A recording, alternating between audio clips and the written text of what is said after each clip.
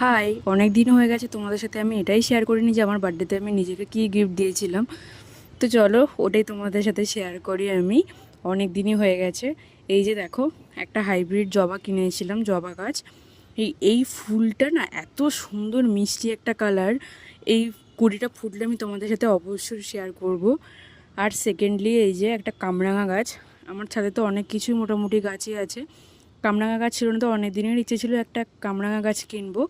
আর দেখো, একটা কামরাঙা হয়েও আছে এটাতে। এবার মিষ্টি না টক আমি সঠিক বলতে পারছি না এটা।